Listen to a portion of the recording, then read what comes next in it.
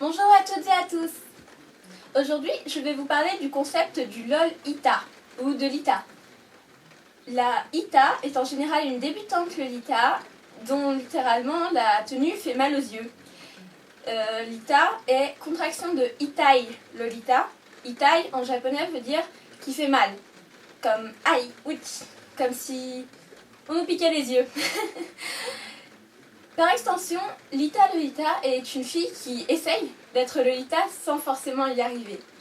Par exemple, on voit souvent en ce moment et depuis 2008-2009 avec la vague Death Note, des fans de Misa Amane, qui n'est pas une Lolita, qui porte parfois des vêtements Lolita mais qui n'en est pas une, et il s'habille comme elle en, sorte d'héros, Lolita, visual kei, mélange de plusieurs styles et disent que c'est du Lolita. Ce n'en est pas. Lita Lolita a aussi se reconnaît facilement avec ses expressions.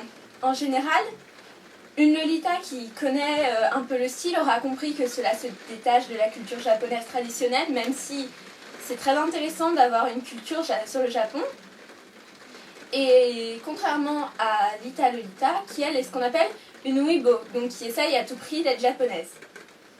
Une Lita Lolita fera souvent kawaii desu ne, en appuyant bien sur le desu, montrant le fait qu'elle ne connaisse absolument pas la langue japonaise. Elle jouera aussi souvent de la guitare électrique, parce que la guitare électrique c'est cool, et pensera que Mr. Jack il est trop kawaii, il est tellement japonais. Mr. Jack n'a jamais été japonais, au passage, pour toutes celles qui n'ont pas vu ce magnifique film de Burton.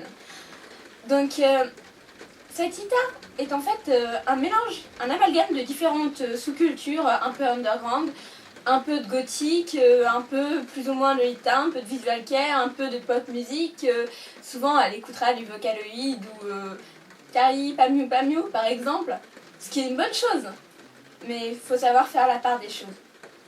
C'est-à-dire que on peut aimer la mode japonaise autre que le Lolita, par exemple le spank, le fairy kei, sans forcément le mélanger au Lolita.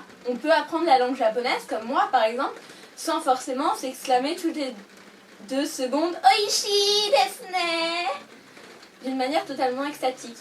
Et on peut vouloir s'habiller en Lolita sans ressembler à une prostituée bas de gamme. Donc ces Ita en général partent d'un bon sentiment. C'est pour ça que la plupart du temps, on essaye de les aider. Mais malheureusement, tout le monde n'est pas d'accord. Quand on voit une fille, surtout sur Internet, avec un ensemble de mauvaise qualité, on essaye de la prévenir. Mais des gens continuent à les insulter ou les Ita elles-mêmes ne veulent pas se rendre compte de leur faute. Par exemple, encore de nos jours, il y a des gens qui conseillent d'acheter chez Milano. Milano n'est pas une bonne marque. Milano vole les photos des vraies marques Lolita et les Photoshop pour les revendre hors de prix alors que ce sont des costumes. Les différentes expériences Milano disponibles sur EGL, le lien est dans la description, vous prouveront qu'il ne vaut mieux pas dépenser 70 € chez Milano sous peine de se retrouver dans un costume de Princesse Peach immonde. Si c'est pour ressembler à Kaya en version 10 $, c'est totalement inutile. Ensuite, on voit souvent chez les Ita des fautes de goût du non-Lolita. Jupe trop courte, dentelle immonde, le Rachel Lace, vous savez cette dentelle plate en plastique qui brille, vêtements de mauvaise qualité, épaules découvertes, barésilles, chaussures à trop hauts talons, maquillage qui ne colle pas avec la tenue. Et Lita, parfois, réussit à faire une tenue respectant les règles du Lolita, mais avec un certain manque de goût. Car malheureusement, pour le Lolita, même si nous ne sommes pas tous à ce même niveau sur ça, que nous n'avons pas tous les mêmes goûts, il faut avoir un certain goût et un certain sens de la mode. Et on peut voir assez souvent des personnes qui portent une jupe classique d'une très belle construction, avec un t-shirt d'un groupe de métal et des Converse. Voilà, ça ce n'est pas du Lolita. c'est quelque chose, c'est un amalgame, parce que ça respecte à peu près les règles. Mais il n'y a pas du tout l'harmonie et l'élégance du Lolita, ça peut être aussi considéré comme de l'Ita. Le meilleur moyen de ne pas se faire traiter d'Ita, surtout quand on est débutante, c'est de chercher dans les mémoires EGL, pour celles qui ne connaissent pas, donc c'est la communauté internationale de Lolita, sur LiveJournal, tout en anglais malheureusement, ou de venir voir notre blog, ou encore celui de Petit Dieu, ou Sweet Loli sur Blogspot, qui s'appelle God Save the Lolita. C'est un blog très agréable à lire. Il vous permettra d'éviter les plus grandes fautes de goût, d'apprendre les bases du Lolita, etc. Et aussi, n'hésitez pas à poster sur Daily Lolita, la communauté où on peut poster ses tenues du jour et recevoir des critiques constructives et des compliments, ce qui fait toujours plaisir de temps en temps. Donc n'hésitez pas à faire ça. Et puis si vous avez un problème avec votre première tenue, les membres du blog sont là pour vous aider, c'est notre travail. Même si ce n'est pas votre première tenue, si vous hésitez sur une couleur, sur quelque chose à acheter, nous sommes là. Les autres Lolitas sont là, toutes celles des forums, des groupes Facebook, etc. N'hésitez pas. Tout le monde ne vous répondra pas, mais c'est pas grave, il y a toujours quelqu'un qui viendra vous aider si votre question n'est pas totalement débile.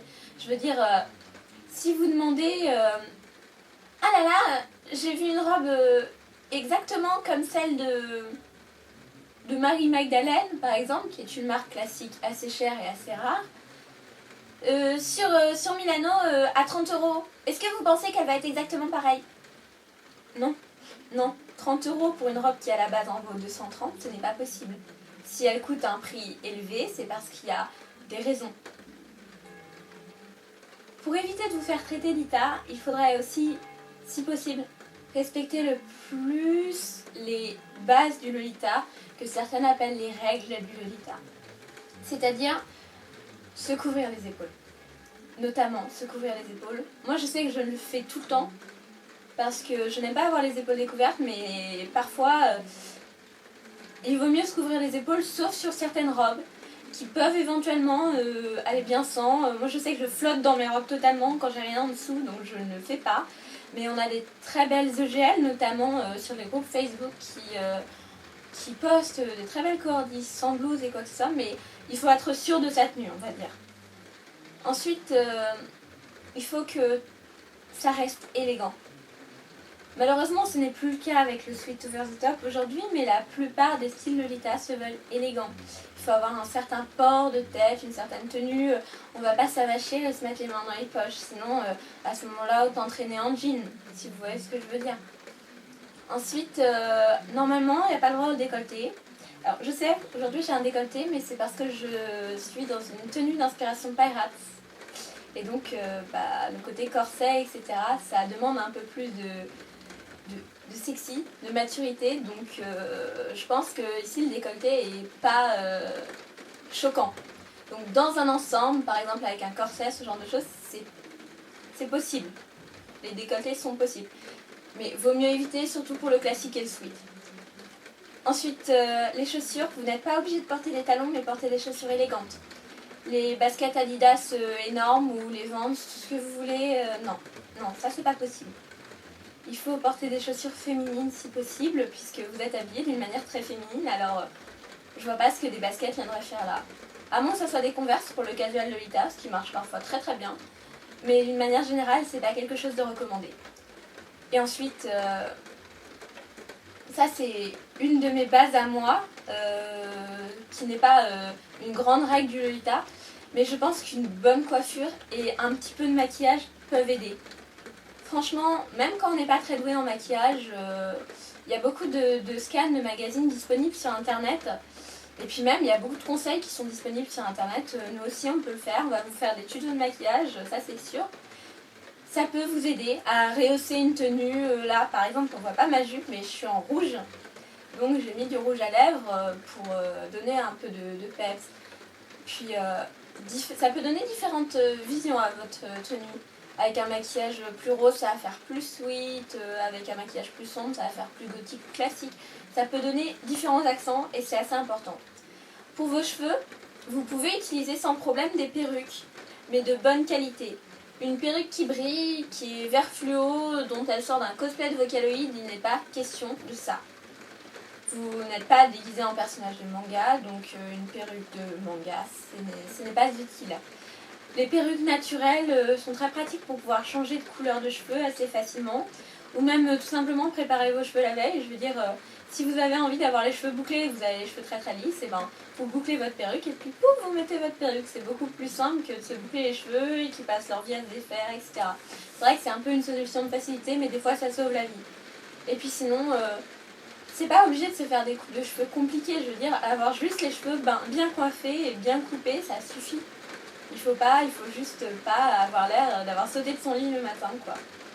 Parce qu'on peut avoir une tenue aussi magnifique qu'on veut et s'il n'y a pas la coiffure et parfois pas de maquillage qui vient avec, on oublie la personne et on regarde que la tenue et c'est dommage parce que chacun doit s'approprier le Lolita aussi. En revenant au Lolita, il y a beaucoup de choses qu'il ne faut pas faire. Mais vous pouvez très facilement les éviter en vous renseignant un tout petit peu sur le Lolita. Si vous commencez le Lolita et que vous cherchez robe gothique Lolita sur Google Images, vous perdrez votre argent et votre temps parce que vous achèterez des trucs d'une qualité immonde. Après, essayez de communiquer avec des filles déjà Lolita parce qu'on mange personne, on mord pas, on est gentil, enfin la plupart d'entre nous du moins. Donc essayez de communiquer avec des filles déjà Lolita ou de chercher sur des forums vraiment Lolita au lieu de chercher sur les trucs de J-Fashion et tout. Ça peut aider. Franchement, maintenant il y a même une communauté Lolita Mentor sur EGL et une sur Facebook aussi. Et vous pouvez demander à une Lolita que vous choisirez d'être votre grande sœur Lolita. Elle sera donc là pour vous accompagner et pour vous aider dans tout ce que vous entreprendrez. Moi, j'ai pas eu cette chance-là, mais maintenant j'ai 2 petites sœurs Lolita et je les aide de mon possible et elles progressent beaucoup plus vite que moi du coup, vu qu'elles sont pas toutes seules. Donc ça peut être très agréable. Puis ça peut vous permettre de ne pas vous sentir seule. Parce que des fois, sortir seule en Lolita, c'est compliqué, c'est difficile et puis c'est dangereux même. Ça dépend de nous, mais c'est pas très sécurisant. Donc savoir qu'on a une amie pas trop loin qui partage notre passion, ça peut être très très utile. Voilà, ça sera tout. Enfin, je pense. Venez voir notre blog de temps en temps si ça peut vous aider. Et puis bientôt je vous ferai des tutos de maquillage, mais en ce moment j'ai pas le temps, j'ai plein de révisions à faire, désolée. À bientôt tout le monde.